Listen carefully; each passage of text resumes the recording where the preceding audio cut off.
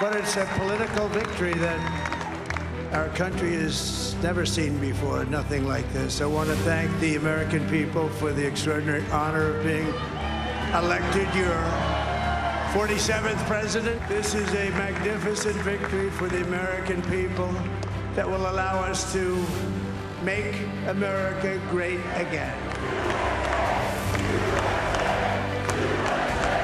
Let me also express my tremendous appreciation for Susie and Chris, the job you did. Susie, come here. Come here, Susie. Susie likes to stay sort of in the back, let me tell you. The ice baby, we call her the ice baby. Susie likes to stay in the background. She's not in the background.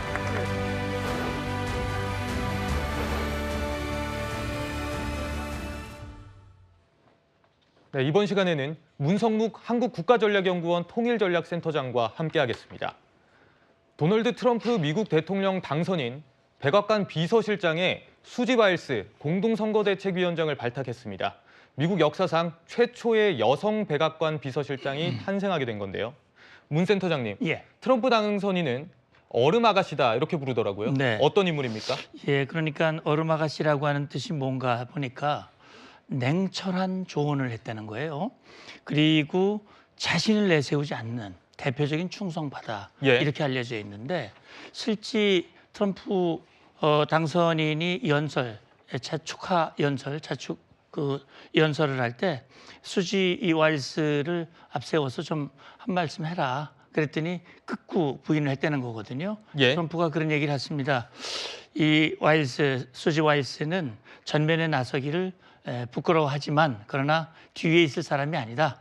수용될 사람이다라고 얘기했는데 실제 보면 이제 최초 여성 백악관의 비서실장이 됐습니다. 유리천장을 깼고요. 40여 년 경력의 베테랑 정치 컨설턴트로 알려져 있고 2016년 그다음에 이번 킹메이커로서의 역할을 한 중요한 인물로 알고 있습니다. 네, 수지 와일스의 부친이 한국전쟁 참전용사라는 점도 눈에 띄더라고요.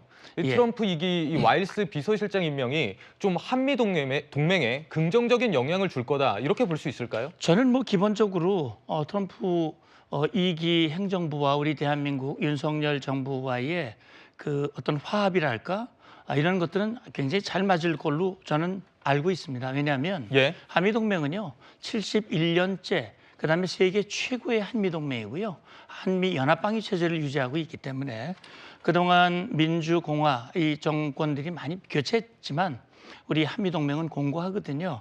지금 그래도 고맙게도 이 수지 와일스 이 백악관 비서실장은 정말 대통령의 그 뜻을 따라서 국정을 컨트롤하는 중요한 자리에 그 부친이 6.25 전쟁의 참전용사 보니까는요 52년까지 근무를 하셨더라고요 부친이. 이 뭡니까 팻 서머롤이라고 알려져 있는데 이분 묘비에는 코리아라고 하는 기록이 새겨져 있고요. 6.25 전쟁 당시 대한민국의 자유와 평화를 지켜주기 위해서 희생했던 참전용사분이 아버님이다. 그렇다면 그 6.25 전쟁 때 미국이 참전을 해서 오늘의 대한민국을 만들어줬다고 하는 것에 대한 대단한 자부심을 가지고 있기 때문에 미국으로서는 한국을 굉장히 중요하게 생각하고 한국과의 관계를 발전시켜 나가는데 저는 거리낌이 없다고 봅니다. 트럼프 미국 대통령 당선인의 이 새 정부 내각 구성 인선도 본격적으로 진행이 될 텐데요. 첫 집권 당시에는 불화나 또 참모들의 배신을 경험했기 때문에 최주봉 교수님, 이 충성심을 첫 번째로 원칙으로 삼는 것 아니냐 이런 전망들이 나오고 있어요. 그렇습니다. 말씀하신 것처럼 미국 언론들이 대체적으로 충성심을 가장 중요한 기준으로 삼고 있다 이렇게 얘기를 하고 있습니다. 이번에 수지 와일스도 그렇지만 예전에 트럼프 정부 1기 때 충성심이 강했던 사람들을 다시 데려오는 그런 모습을 보이고 있고요. 반대로 1기의 마지막 단계에서 등을 돌리거나 아니면 배신을 이게 트럼프 입장에서 말씀드리는 거 트럼프 입장에서 배신을 했다고 하는 사람들은 다 배척을 해버렸어요. 예를 들면 존 볼튼 같은 경우에 국가안보보좌관 했었잖아요. 근데 이 사람 같은 경우에 나중에 등을 돌렸거든요. 이 사람은 배제가 됐고 뿐만 아니라 마이크 펜스 전 부통령 같은 경우도 선거 끝나고 나서 트럼프 대통령이 불복을 했잖아요. 지난번 선거에서. 예. 그리고 나서 이거 사인하지 말아라. 결과에 대해서 했는데 부통령이 사인해버렸어요. 그것도 이제 본인 입장에서는 배신이라고 생각을 하고. 근데 문제는 뭐냐면 이렇게 충성심을 기준으로 사람을 뽑게 되면 어떻게 되겠습니까? 쓴소리를 누가 하겠습니까? 트럼프 대통령이 잘못된 판단을 하거나 국제 정세를 잘못 인식했을 경우에 거기에 대해서 뭔가 조언을 제대로 할 수 있는 이런 사람들이 다 사라지게 되는 거니까 상당히 저는 위험한 인선이 아닌가 이런 생각이 들고요. 예. 좀 더 객관적으로 정치적인 어떤 분석 능력을 갖는 정무적 감각이 있는 사람들이 들어왔어야 되는데 그런 부분이 없는 부분은 좀 아쉬운 부분이라는 생각이 듭니다. 네, 이런 가운데 트럼프 당선인의 장남이죠. 트럼프 주니어는 정권 이양 과정에 깊숙이 관여할 거다 이렇게 공언하기도 했습니다. 특히 인사 원칙에 대해서 한 미국 매체 인터뷰에서 이런 말을 했습니다. 자신이 더 잘 안다고 생각하지 않으며 또 대통령의 메시지를 정확히 실현할 수 있는 사람들이 내각에 포함되길 바란다. 이렇게 얘기를 했는데 문 센터장님, 예. 이 발언 좀 어떻게 해석할 수 있겠습니까? 예, 그러니까 이제 트럼프 뭐 일기 때도 그랬어요. 큰딸 이방카 그것도 사위 굉장히 중요한 역할을 했잖아요.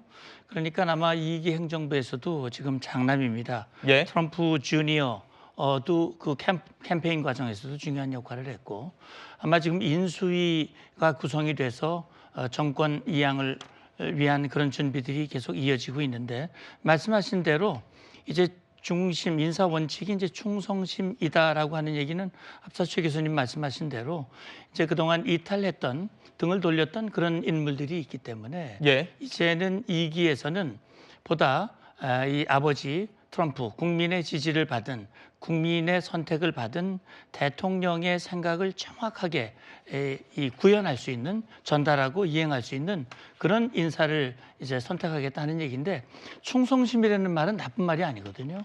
저도 군 생활을 하면서 충성, 국가에 충성한다. 상관에 충성한다는 건 나쁜 말이 아닙니다. 다만 이런 겁니다. 저는 트럼프 대통령이 그런 얘기를 했거든요. 미국을 더 위대하게 미국을 영광스럽게 하겠다 얘기를 했어요. 그다음에 전 정권의 그 문제점을 치유하겠다고 얘기했거든요. 예. 저는 트럼프 대통령이 1기를 해서 1기 잘했으면 재선됐을 거예요. 못했기 때문에 떨어진 거거든요. 그걸 와신상담하면서 2기 4년 만에 들어섰습니다. 더 이상 대통령할 기회가 없습니다. 4년을 정말 미국을 위한 대통령, 링컨이라든지 워싱턴이라든지 역사에 남는 대통령이 되기를 원할 거예요. 그렇다면 그렇게 캠페인 과정에서 막 했던 그런 말보다는 수지 와이러를 선택했다는 것, 냉철하게 뒤에서 바로 보고 얘기할 수 있는 사람을 선택했다고 하는 것은 저는 그리 부정적인 시그널로 보지 않습니다. 새 내각의 핵심이 트럼프 주니어가 한국과의 인연도 있는데요. 이 부분이 화제입니다. 지난 8월에 한국의 한 대형 교회를 방문했는데요. 영상으로 만나보시죠. When a would-be assassin tried to kill my father on July 13th of this year, I believe we saw the hand of God in action. Something that should have never happened, something that frankly should have been a very easy shot was diverted in a way improbable or inexplainable through any other way other than faith. So for me, my father, our family, whatever faith we had was that much stronger in that moment. And I think so many people around the world, whatever faith they had, whatever resolve they had, whatever their Christian beliefs were at that moment, they became stronger. And I think we made many, many more believers that day.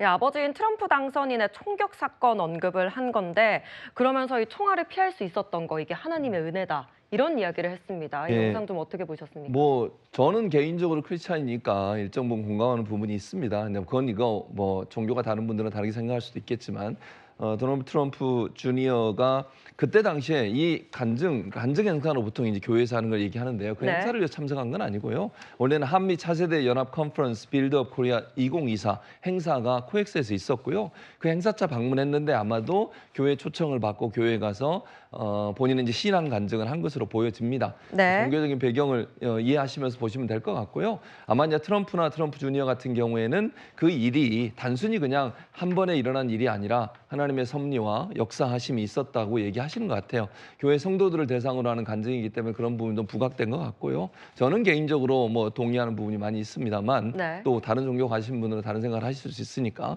다만 그런 부분들이 교회라고 하는 장소에서 이루어지는 특성 때문에 이루어진 게 아닌가 그렇게 생각합니다.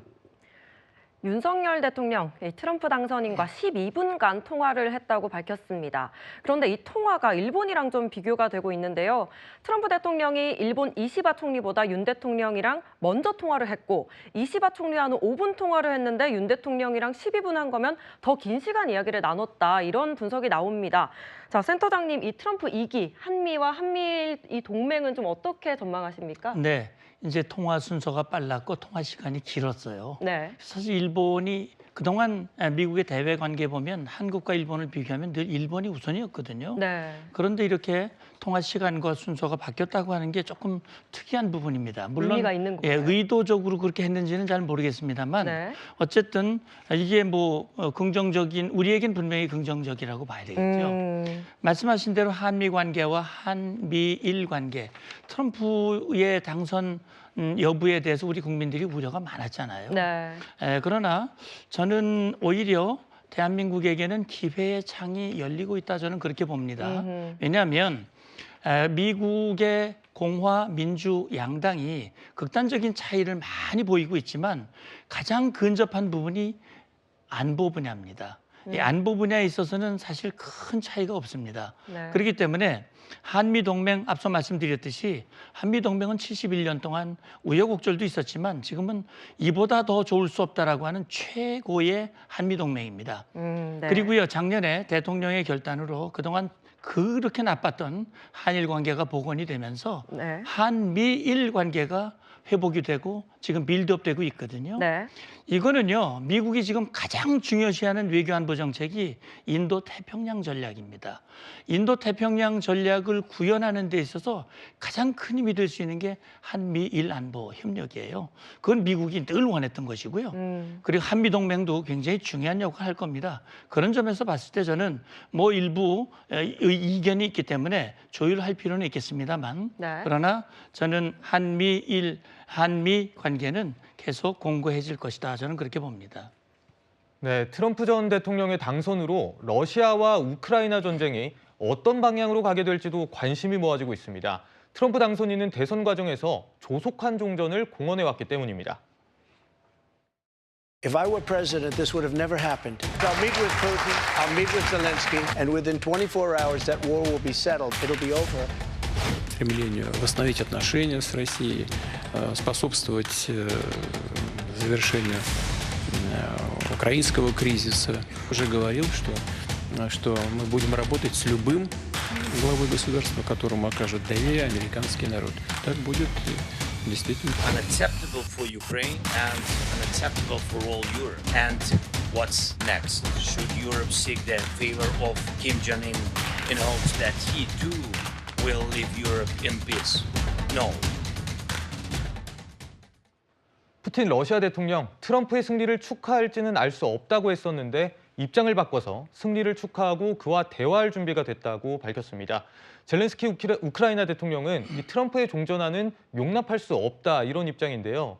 트럼프 당선인 좀 전쟁 상황 어떻게 풀어갈 걸로 전망하십니까? 네, 뭐 본인이 공언했듯이 24시간 만에 끝내겠다라고 얘기를 했는데 그 말과 현실이 굉장히 차이가 많거든요. 예. 푸틴은 자기에게 유리하다고 생각했기 때문에 축하한다고 얘기를 했고 젤렌스키도 축하하지만 상당히 우려를 표명했거든요. 제가 볼 때 빨리 끝내려면 서로 간에 대화가 있어야 될 거고요. 아마도 푸틴이나 또는 젤렌스키에게 일방적으로 유리 또는 불리하게 그렇게 끝내는 방향으로 하지는 않을 걸로 저는 봅니다. 어쨌든 휴전을 하더라도 이 안전을 보장하고 또 자유의 가치를 실현하기 위한 그런 방향으로 가지 않을까, 저는 조심스럽게 예측을 합니다. 예, 북한이 최근 2차례 미사일 도발을 해왔죠. 우리 군은 그제 현무2 계열 탄도미사일을 발사하면서 대응 사격 훈련에 나섰습니다. 센터장님이 현무2 좀 어떤 무기고 이게 좀 어떤 효과가 있는 겁니까, 이 훈련이? 예, 현무 계열의 우리 탄도미사일 또는 순항미사일은 우리 대한민국이 자랑하는 명품 무기입니다. 네. 현무2는요, A, B, C로 나눠져요. 사거리에 따라서.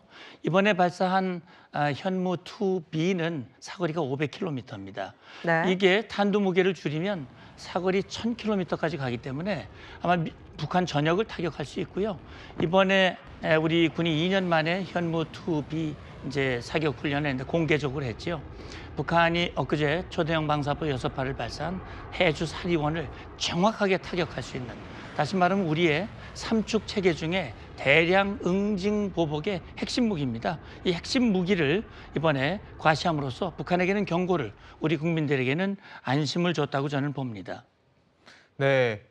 이 마지막으로 오늘 전해진 속보도 좀 짚어보면요. 이 북한이 8일과 9일 해주와 개성 일대에서 GPS 전파 교란 도발을 감행했다고 합니다. 문성묵 센터 장관은 여기서 인사 나누겠고요. 저희는 지금까지 트럼프 2기 인선 전망과 북한군 파병 상황까지 살펴봤습니다.